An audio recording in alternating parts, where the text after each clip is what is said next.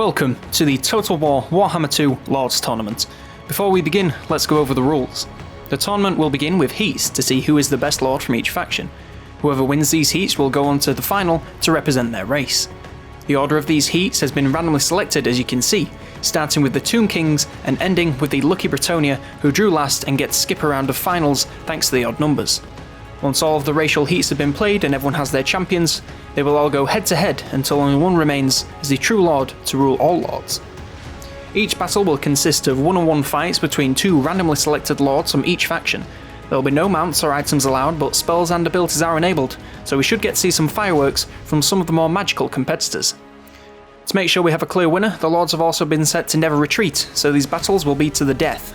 With all that being said, let's get to the fights. Welcome back to the Lords Tournament, everybody. I'm your host, COLONELDAMNEDERS, and today we have the Rats. Very fitting since we are in the year of the Rat. So let's get into this. First up, we have Deathmaster Snikch versus the Ruin SEER. As we can see, Snikch, he has scaling damage, and this means that when he attacks people, it increases depending on how much health they have lost. So as the battle goes on, he's going to become more and more powerful.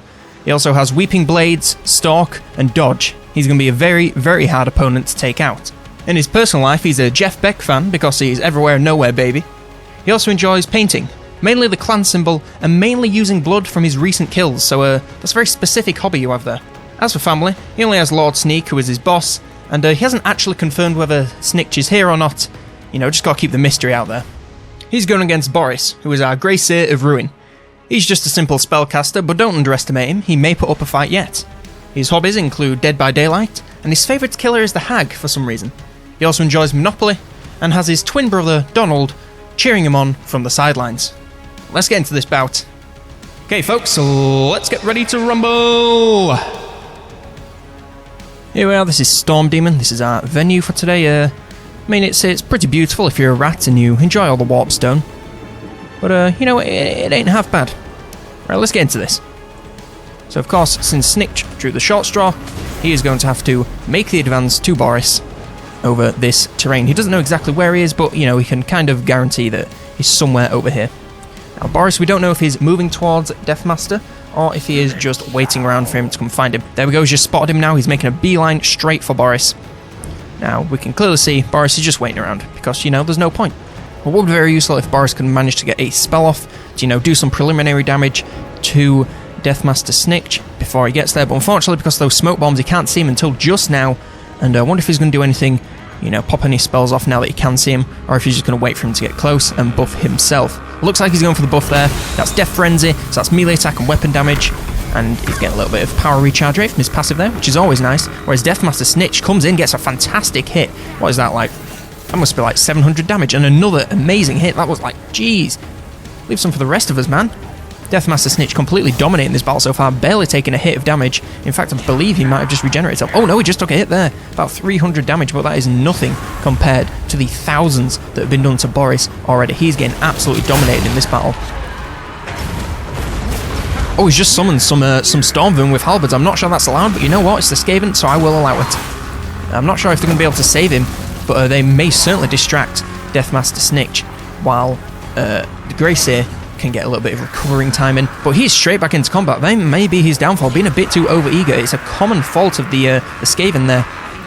So Snikch really just has to take out Boris, and then this battle will be his. Those Storm Vermin will just completely collapse. As you can see here, they are going to start degrading very, very, very soon. Oh, Deathmaster Snikch! I didn't even see that. Boris went down there. Oh, that is a crushing, crushing defeat for Boris, unless his Storm Vermin can do something very miraculous. But I really don't think it's going to be enough. Snikch here, he just has to outlast them, and he's just got much better melee defense. Even though his armor is a little bit worse, they cannot possibly do enough damage to him in such a short period of time. Snikch just has to wait them out until they start to degrade.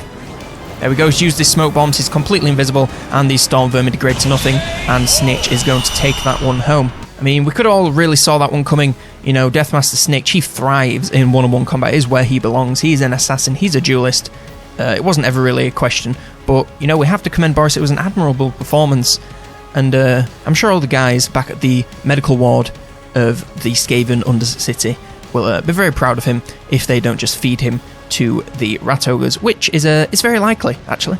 But anyway, on to the next one. Next up, we have EZIO, our Master Assassin, versus the fan favourite, Ikit Claw. First up, let's go over EZIO. Now, he gets Vanguard deployment, he's also a duelist, a Master Ambusher, and has dodge, so he's going to be very good in close quarters one-on-one combat. That fantastic weapon strength will do him wonders, especially being a duelist. He'll get that bonus when he's fighting one-on-one, so it's going to be very, very tough for Ikit Claw once they get into melee. In his spare time, he does enjoy the Assassin's Creed games, no surprise there. So his favourite was Syndicate because of the familiar scenery, which is rather disturbing. And of course, he has a whole brotherhood of siblings. Now, Ikit Claw here, he's a spellcaster, he's armoured, he's armour-piercing and anti-large. You all know what's up with this guy, he is legendary. He still hasn't perfected the Doom Sphere, but I'm sure if we give him some time, he'll work it out. Maybe not for this battle, but certainly the next. Now, he has fantastic missile damage, so if he can get some hits off before the melee commences, I really believe he has a good chance in this battle. But if not, it's going to be a very upset victory. In his spare time, he of course enjoys watching Robot Wars, and has always wanted to enter, but hasn't found a team he hasn't killed and eaten before applying, which is very unfortunate indeed. He also enjoys stealing magical secrets. He's hoping to find out the answer to the thumb trick. You just can't tell. Is it the finger? Is it the thumb? It's incredible. Of course, he has no family, but Lord Morskitar, his boss, is watching from the Council 13, and I'm sure he's cheering him on, or hoping for his death. Either way, it's going to be a very interesting battle. Let's get into it. Okay, folks, so let's get ready to rumble! Okay, let's get straight into this one. The Master Assassin, since he drew first, has to track down Ikit Claw, and again, he's just heading off in the same direction of Deathmaster Snikch. Now, he does have the same concealment bombs, which is very unfortunate for Ikit Claw. Now, even though that range attack has a little range, it still does fantastic damage. Although the smoke bomb seems to be wearing off a lot faster than Snikch, he's getting into ranged damage just now, so he may be able to get a shot off Ikit Claw before they get into melee. Although it seems that the Master Assassin, EZIO, he also has some range damage. I didn't even notice that. Oh, fantastic shot in there from Ikit Claw, That is a huge chunk of damage. And he also upgraded himself with Death Frenzy, so melee attack and weapon damage, But both of these guys have taken considerable hits of damage. Ikit Claw on more health, but has actually lost more there in melee now. And Ikit Claw may well be in a lot of trouble if he cannot win this. He's also been debuffed with speed, missile resistance, and melee defense, so he's going to be taking a lot of hits from EZIO here. EZIO is dominating him in this melee combat. This is not looking good for Ikit Claw. They both have fantastic weapon damage, but that melee defense really has screwed over Ikit Claw. All of these hits are going through from EZIO, and not many of them are going through from Ikit. There is 1,000 HP difference right now. Ikit Claw sub 1,000 HP. EZIO is just picking him apart. Oh, this is not looking good. This is going to be a very upset victory for EZIO, I believe, unless Ikit Claw can do something extremely devious to pull this out of the bag. There we go. Ikit Claw is down. Is he down and out? He is. That was a fantastic hit there from EZIO. Now, of course, Ikit Claw is, as I mentioned, the fan favourite, so that is going to be a very upset victory for a lot of people. But it's just the look of the draw, unfortunately. The Master Assassins, they are duelists. This is what they specialise in doing. Ikit Claw, he is a legendary lord. He is fantastic against hordes of enemies at commanding his troops, supporting them with spells, but in one-on-one combat, it's not really his bag. So, an admirable performance for sure, and I'm sure he'll be cursing EZIO's name for many years to come, and it will give him more drive to perfect that Doom Sphere and destroy the world. Now we are into the quarterfinals, and since these guys have drawn first, we are going to be back with Deathmaster Snikch versus his apprentice EZIO. These two have worked closely together, so this is going to be a very, very interesting battle for sure, and I think it's going to be a very personal one as well. Okay folks, so let's get ready to rumble! Now with the look of the draw, Snikch has to track down EZIO, and he has to engage, whereas EZIO can just hang around and wait for his master to come and kill him. Now, since he's both have concealment bombs, this could be a very interesting battle. It could mean that EZIO gets a nice retreat off once Snikch gets into range, or they could just spend quite a while fanning each other. I hope that isn't the case, because this battle, I'd quite like it to, get on. Now, the concealment bombs have run out for Snikch, and he seems to run into this corner here, having a bit of trouble tracking down EZIO. Oh, apparently he's been revealed. Where is he? Aha, there they are. That's going to be a legendary clash in the exact same place that, all the other battles have taken place. I didn't realise these Master Assassins had a range weapon. That is very useful. Now, Snikch there, he has been poisoned. That is very unfortunate for him. Poison damage, if you've seen any of my guides, you know how much I love poison damage. It is a fantastic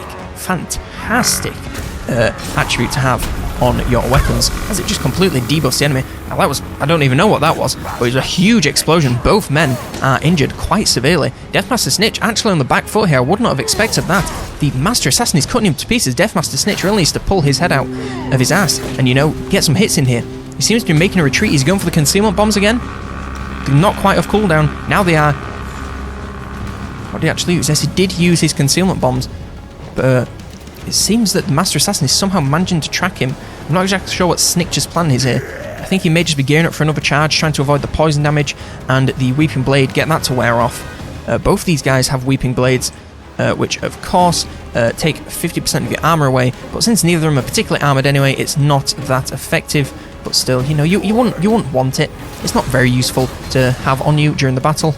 Now, Snikch really needs to get some hits in here, or his EZIO is really going to destroy him. He just seems to keep missing and misjudging his attacks, leaving his back open to be stabbed, which is not a good move for any Skaven.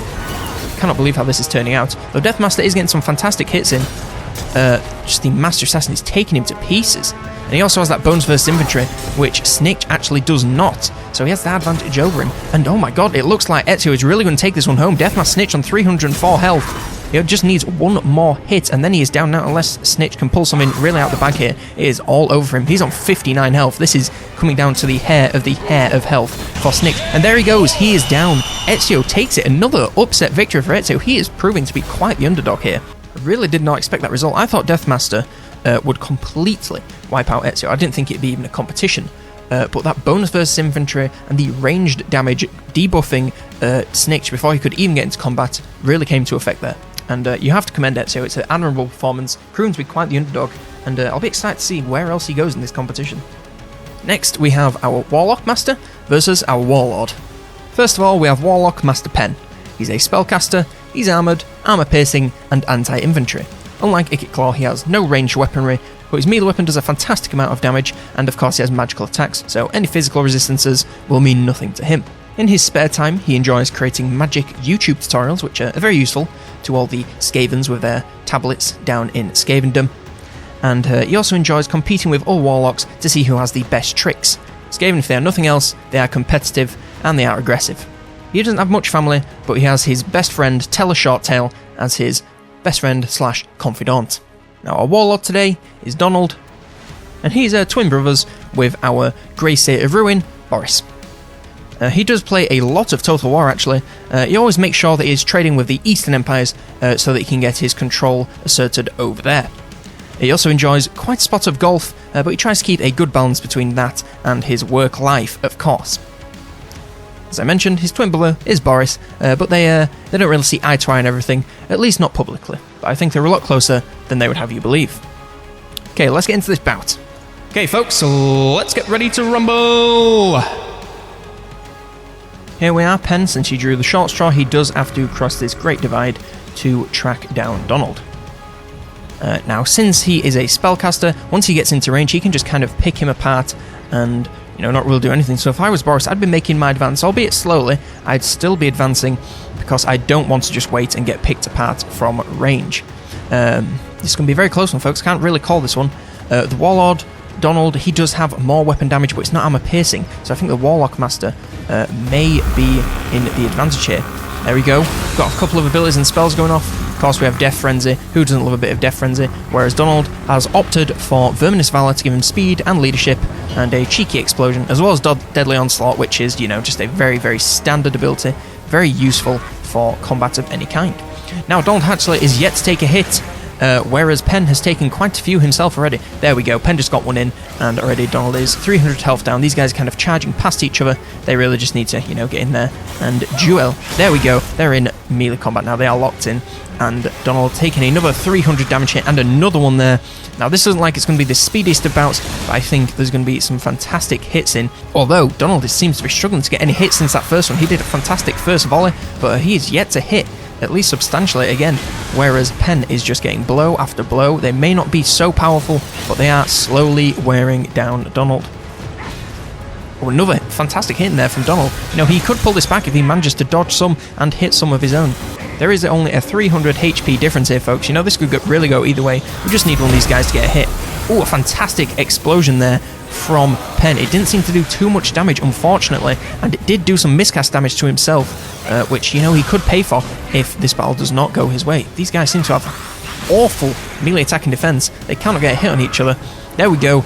Warlock Master PENN is getting a little bit of a gap built between himself and Donald, with Donald on 1800 and himself on 2400. If he manages to press this attack, then he can really take this home without breaking too much of a sweat. Although one of these guys just really needs to hit each other, because they have not in quite a while, and it's starting to get a bit embarrassing. Oh, there we go, another hit from PENN there, another 300 damage. Oh, and another 300 damage on Donald there. He is taking some serious hits. Donald just popping deadly onslaught to get some armor-piercing damage and some weapon damage. Unfortunately, none of his hits seem to be landing, which is very unfortunate for him, because if those hits were landing, they'd probably be doing a lot more damage than old PENN's hits. But again, he's just slowly getting chipped away with those 300 damage attacks. He is still yet to land another attack on PENN, and he's down to 400 health. He needs a couple more hits on him, and then he is out of here completely. PENN just warming up for another attack here. There he goes. Unfortunately, it is a miss. Misses from both sides across the board. This is kind of embarrassing, guys. You know, if I was on the Council 13, I'd probably execute both of you right now, because, good lord, this is kind of embarrassing how many you've missed in a row, especially for Donald. He is just missing and missing and missing. Oh, there we go, he actually hit one. Didn't do much damage, but you know, it's a hit, we'll take it. Oh, and then unfortunately PENN gets another hit of his own, another 200 damage, so Donald is down to his last 208 health. All it takes is one more hit, and there he goes, Donald is down, and PENN takes the victory. That was a very long-winded battle, lots of misses. It was kind of embarrassing. If I was on the Council 13, as I said, I would be pretty unhappy with that performance, and I'd probably order both of them to be executed and fed to the rat ogres. But hey, that's just my opinion, and I'm not really supposed to give that. Anyway, on to our next bout. This time it is Skrolk versus Queek Headtaker. Now, Lord Skrolk, he's a spellcaster, has a very, very good understanding of the Winds of Magic, very powerful, but I'm not sure how much that will help him in this one-on-one combat situation. He also has a Plague Sensor, so can do some disgusting debuffs of leadership, which unfortunately aren't going to be too effective in this, since everyone is unbreakable and must fight to the death. He's also a decent melee combatant, but it's not really his specialty, more for, you know, kind of being on the front lines, but more of a support character than the main damage dealer. However, he does have Frenzy, which is of course very useful at the beginning when he has his high leadership. In his free time, he really enjoys Mexican cuisine, both eating and cooking. As you know, the aura of ghastly smells around him can't really get any more putrid or repulsive. He also enjoys spiking the incense sensor, which the parishioners never saw coming and was quite evil of him. His only real family is Arch-Plague Lord Nurglitch, who is his best buddy, and he is the right-hand man. So anything that Nurglitch needs, Lord Skrolk is happy to provide, if you know what I mean. Now, Queek Headtaker, he's armoured, he's armour-piercing, anti-infantry, and a duelist, so in one-on-one combat, this should be very much in Queek's favour if he can manage to avoid the spell effects of Lord Skrolk. In his free time, he does enjoy collecting the heads of anyone that he defeats, which, you know, everyone needs a hobby, I suppose. He also enjoys talking to those heads for advice. I can only imagine for, you know, dating, cooking, maybe if you're stuck on like a level on Zelda or something. You know, he enjoys speaking to them. As for family, he ate all of his brothers before he had even opened his eyes. Good God, this is a dark one. And Warlord Nordwell is his father figure, and hoping for his glorious victory or glorious death, depending on which way the wind blows. Okay, well, let's get into this one. Okay, folks, so let's get ready to rumble! There we are, Lord Skrolk starting us off, and of course, since he drew the short straw... Of course, since he drew the short straw, he's going to have to make this distance up between him and Queek, but look at him skipping along, he could not care less. Now, you may be wondering, since he's blind and has no eyes, since he clawed them out, how is he going to track down Queek? And, I really can't tell you, but it's pretty impressive that he's done it anyway. There he goes, he's making a beeline for him now, he's seen him. If I was him, I would be using some of these spells on my way over. There he is, he's using one, and what has he done there? He's taken away the armour. I mean, I wouldn't have used that one, because it's kind of probably going to run out before he even gets into melee range, but anyway, let's get in. So he has Frenzy, so at the beginning of this battle, while he's at high leadership, in fact for most of the battle, while he's at high leadership, he should be doing quite a bit of extra damage. He gets a bonus 15% and charge bonus, and melee attack, and of course he's immune to psychology. What's he... Oh, he's summoned some Plague Monks, which again, I'm not sure if that's allowed, but I'm going to allow it, because you know it's the Skaven. Queek did a ridiculously powerful hit on Skrolk as soon as the combat begun. And Skrulk got a little one on Queek, but Queek is just so much more damaged and suited to melee combat than Skrulk. I mean, they are both fantastic melee lords, and Skrulk overall is probably the better lord, but in combat like this, I'd say that Queek is probably going to take it. Although these Plague Monks could well turn the tide of battle, since, you know, they are very, very good and they have fantastic anti-infantry damage, which of course Queek is, and you can see that on the health, Queek is actually starting to lose. He's starting to fall behind. Fortunately, these guys are going to start withering away quite quickly now. They've also been debuffed with Blessed with Filth, which is taking away a lot of their damage, speed, and among other things. Skrulk is just trying to get a few hits in. He does have the advantage of nearly 1,000 health over Queek here, which is quite an impressive advantage, but these Plague Monks are quickly going to start fading in just a few seconds here. There they go. They are completely crumbling out of existence, and now we are back to just Skrulk and Queek, and Queek gets off a fantastic explosion there. Skrulk is knocked on his back. If Queek could capitalize on this, it really could bring this back in his favor, although I think a few hits from those dual weapons are going to do that. There we go. See that fantastic hit on Skrulk there, bringing the difference down to 800. The Skrulk returns with another hit of his own from his Center Bearer, but Queek is just doing so much more damage. The difference is now to 600, and it is going down fast. The difference is now to 200, and I believe Queek is going to pull this into his favour in just a few hits here.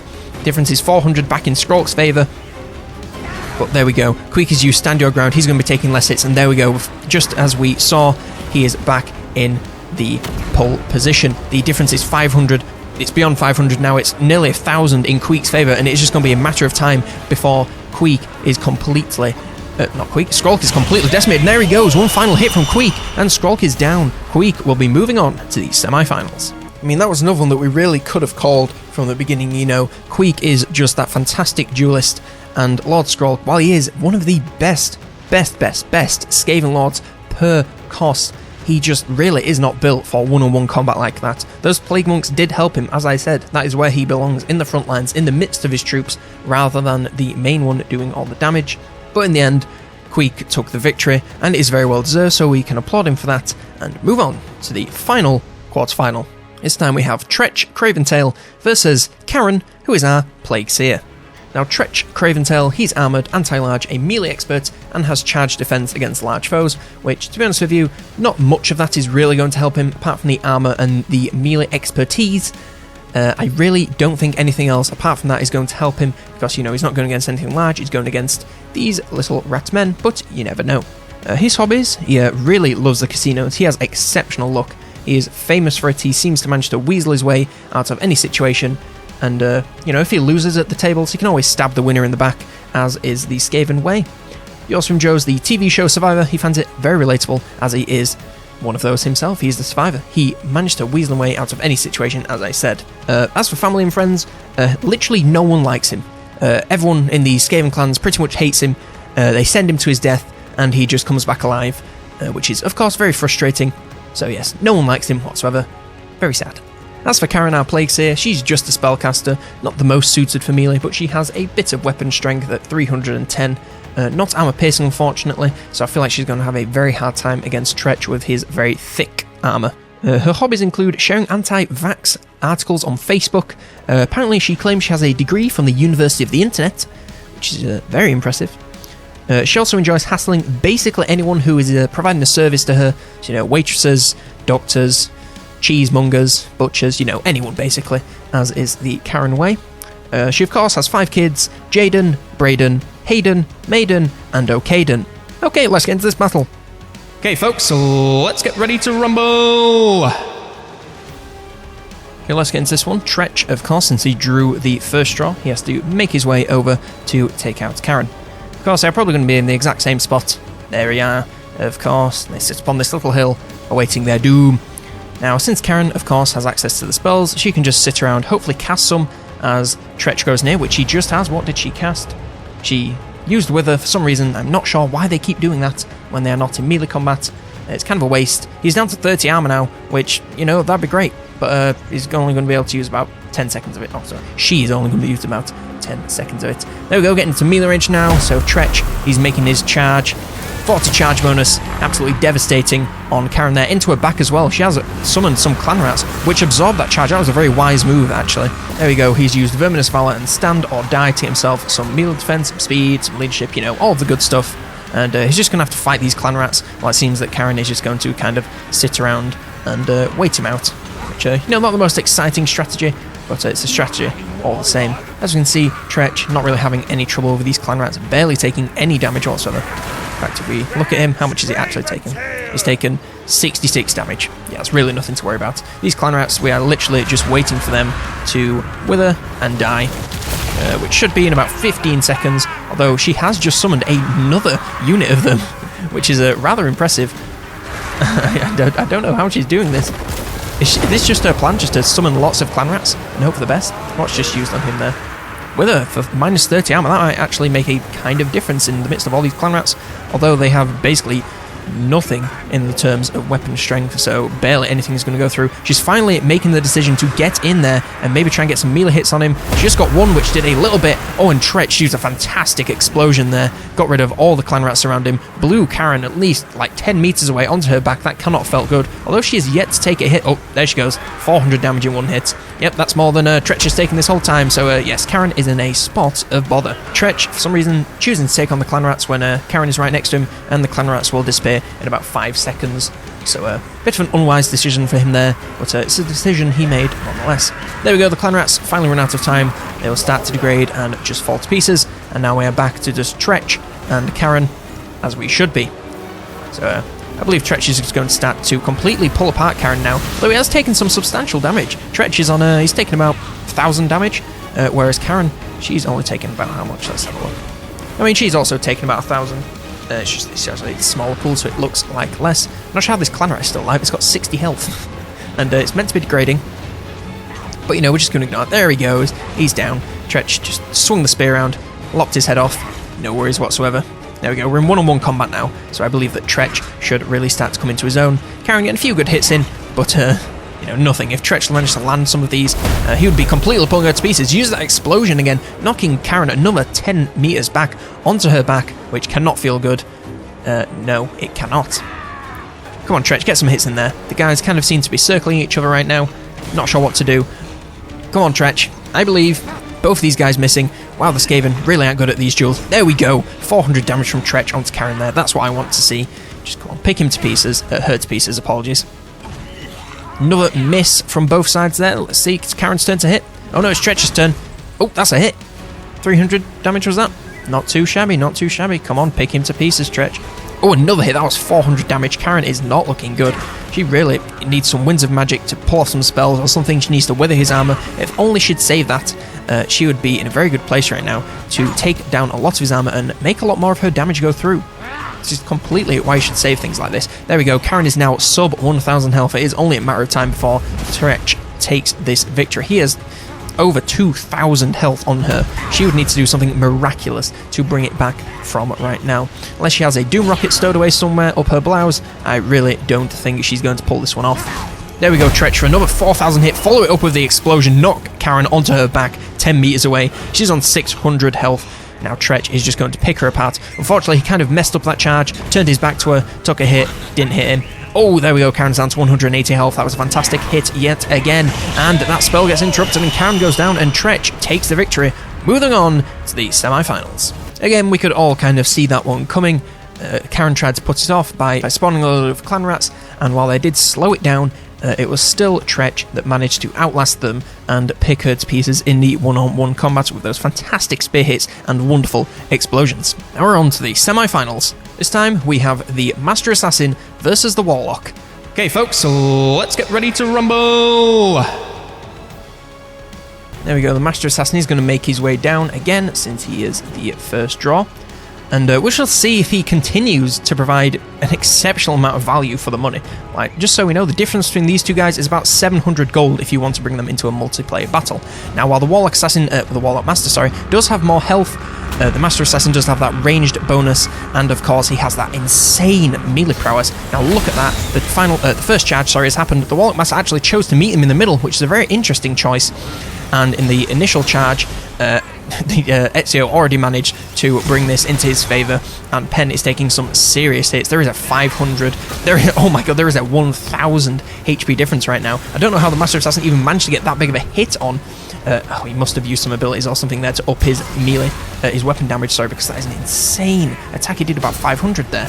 PENN, again, is 1,300 health down. It is only a matter of time. Ezio is completely taking him to pieces. They're kind of doing a few charges and missing each other, which is a little bit embarrassing right now. PENN is down to his last one. He's down to 600 health. Ezio is completely pulling him to pieces. He's really proving his value. So it just turns out that the most expensive Lord doesn't always turn out to be the best Lord, especially in one-on-one combat is what we're finding out right here. God damn. PENN is on 200 health. Ezio just needs one more hit, and there it is. PENN is down, and Ezio is moving on to the final. I completely do not believe it. What an underdog. What fantastic battle. I mean, it was over in a flash, and of course, you know, I always thought the Master Assassin Ezio, you know, he had that advantage of the Duelist, and the armor piercing, and the anti-infantry, but I still thought, you know, the Warlock, he's just got great damage. He's also got fantastic spells that he can use. He's just a great Lord all around, but this Master Assassin, this Ezio, he is really, really proving his value, and it's ridiculously impressive. Next up, we have Queek, Headtaker, versus Snikch, Craven Tail. Okay, folks, so let's get ready to rumble! Queek has to make the crossing of this great divide to track down Snikch and take him out. Now, these guys are both armoured, they are both melee experts, but Queek has the Duelist bonus and also the anti-infantry, and he has a little more damage, and all of it is armor piercing. Now, Queek has the thicker armor and also the armor piercing, so I believe this may be a very one-sided battle as we get into melee range here. Snikch waiting him out, not even bothering to get any closer.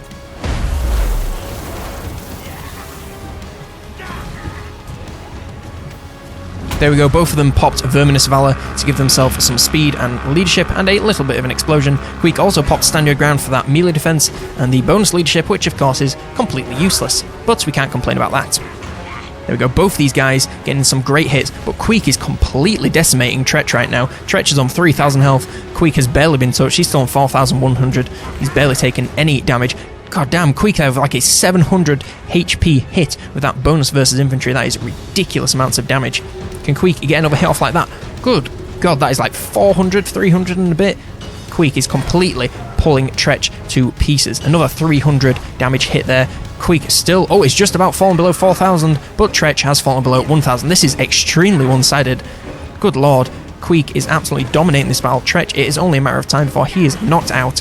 One more attack, I would say. Queek is not missing any of these. It looks like one more, and there we go.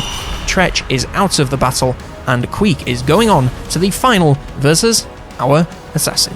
Now, as I said before, I was very much expecting Queek to take that, but I didn't realise the extent of which he would completely dominate that battle. I mean, Snikch didn't even stand a chance. He was just completely decimated. He barely managed to get Queek past his first 1,000 of damage. In fact, I'm not sure he even did. No, he definitely did not. He only got Queek to about 3,700 health, which is about 500 damage, which is nothing. You could do more with some clan rats.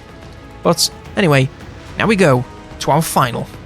Here we are, it is the final. It is Ezio, our Master Assassin, the underdog from the beginning, versus Queek, Headtaker. Both duelists, both anti-infantry, but only one can win. Okay, folks, so let's get ready to rumble! Here we are for the final time. Ezio has to cross this big old divide and work his way over to Queek. Of course, probably going to be in the exact same spot. There he is. Queek actually making the aggressive advance to try and get over here to meet in the middle rather than awaiting his doom. There we go. Ezio getting some fantastic ranged hits in, poisoning Queek before he even gets into range. Of course, Queek uses the Verminous Valor to try and intimidate and, of course, give him a little bit more speed to catch up to Ezio. Now, both guys have done some hits. Both guys have done very similar amounts of damage to each other in respect to their health bars, but Queek is taking the advantage here. He already has more health to begin with, but he's also done more damage to Ezio than Ezio has to him. Queek has a 1,000 HP advantage already, and he is really starting to dominate Ezio, sorry. And Ezio is actually running away, trying to use his smoke bombs perhaps to, you know, come back and try another attack, or he's possibly just going to kite him with those ranged attacks before coming back into melee so he can get the poison damage on him and give himself yet another advantage. You know, this game, they will stop at nothing to give themselves the advantage. I think Ezio may be trying some sneaky tactics, trying to wear down Queek with his range attacks, and he has Quite a bit of ammo left, let me tell you. Fortunately, he may find the edge of the map quite soon. He just used his smoke bombs. I believe Queek has not lost sight of him. There we are back in melee combat, and already Queek completely seizing the advantage that he has. Ezio is trying to run away and make his range attacks yet again, but Queek is hot on his tail. Even with that poison, he is gaining.